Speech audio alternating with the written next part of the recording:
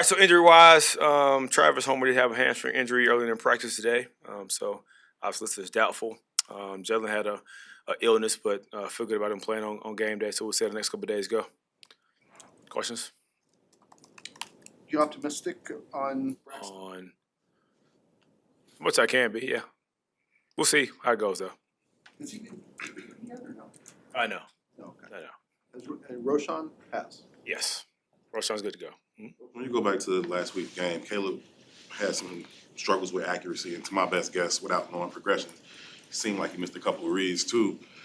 Is that possibly a cumulative effect of all the hits that he's taken over the course of the season, and how that can impact you mentally as much as physically? I don't think so. I think it's more to do with just how the game played out, and then when it comes to some early pressures, guys getting edge, moving off a spot, not getting his feet. So it's kind of more about that than accumulation of the rest of the season. What have you seen in Tevin today? Does he seem like he's in line to go?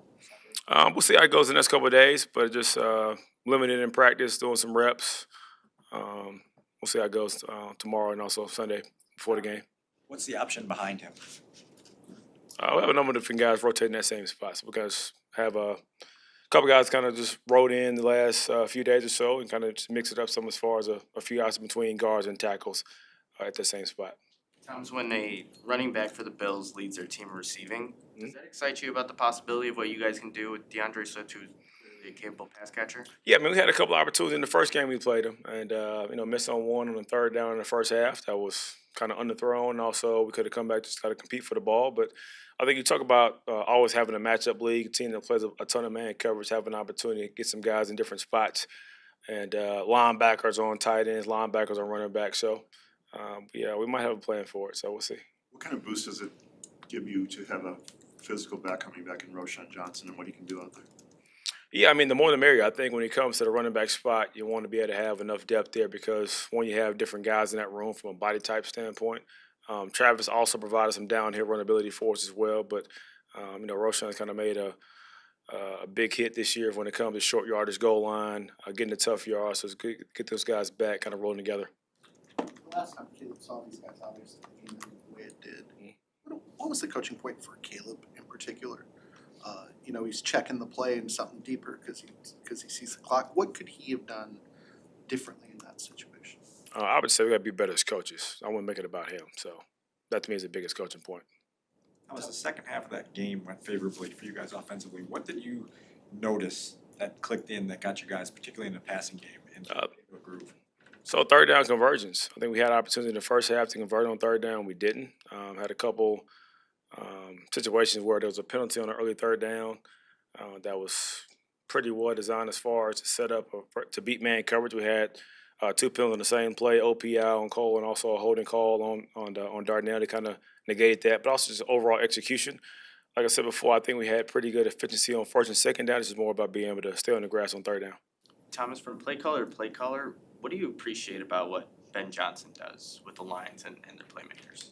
Well, I don't study the Lions' offense, so I'm not going to talk in great detail. But obviously, I think it's a matchup league and having some great weapons. They got a ton of first, second round draft picks up front, some first round draft picks at receiver, a couple draft picks at running back, a couple draft picks at tight end. So some talented guys better move around, put in different spots. But I think from what I've seen, the balance of the run in the past, obviously having gone against them and watching the game when our defense is up, I think that balance of that kind of getting it going, but also some creativity as well when it comes to getting some different guys involved in different spots.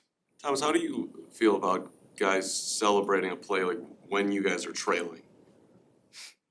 How do I feel about it? I really haven't comment about it. I mean, it's not that big of a deal to me. I think it's hard to score in this league. I think guys work their butts off to get in the end zone and score touchdowns.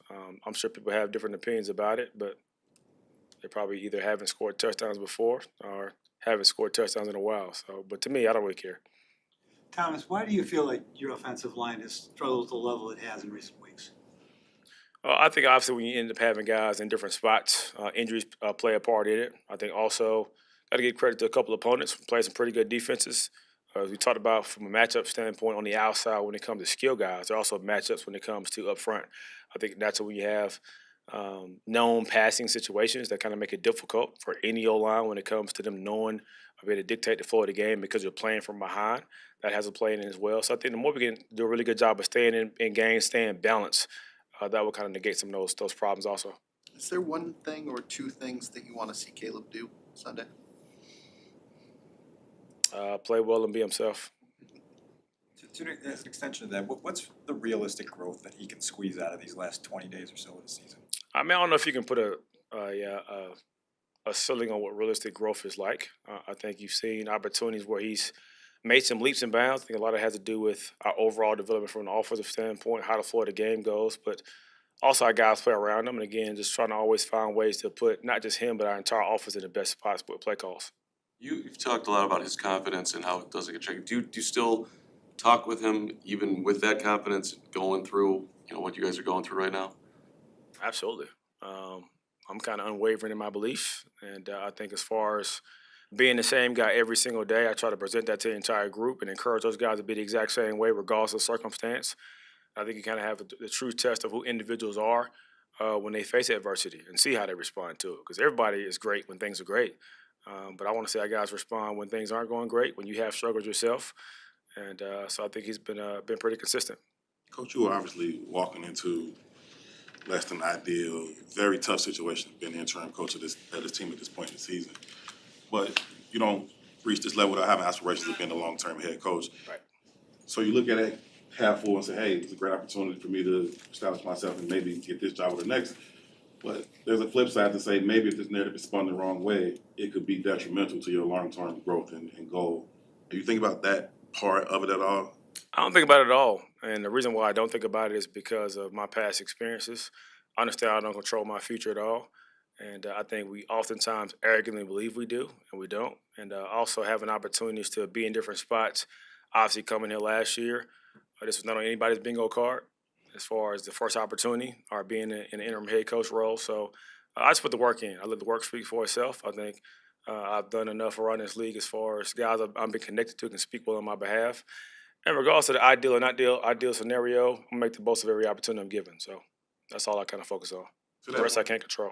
Sorry, to that point of what guys have to say about you, Coach O'Connell spent, y'all spent longer than usual talking after the game. Is there, what was, I know what he said was private. What was the sentiment though?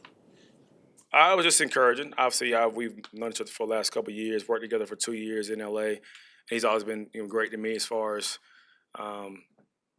his involvement in what he can kind of help me with as far as advice kind of moving forward. But it was, I'm not going to go in detail what he said, but definitely encouraging conversation.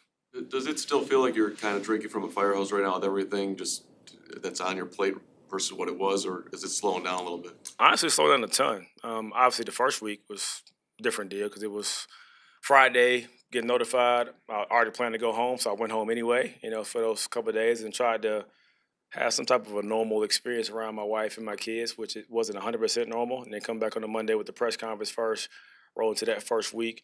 But I think it's kind of slowed down for sure. I think having the help of guys around it from a staff standpoint has helped out as well because it's not a one-man show at all, whether being a coordinator or being in the head coach role.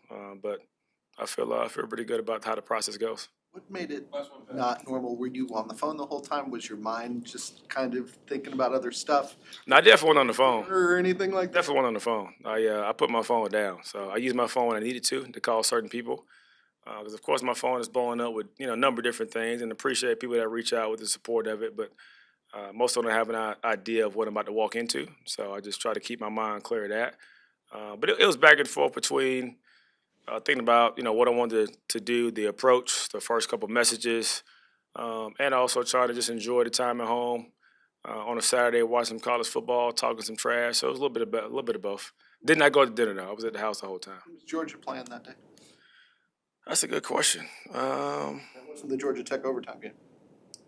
I don't think so. Was it that week? Was it? You got a better memory than me. I did watch it though. This good old fashioned clean hate. So I was 4-0 against Georgia Tech, but it's always a battle. It's a good game. 7 OTs. That's right. 4-0. 8 OTs. Even with Calvin Johnson, So he's a really good player though.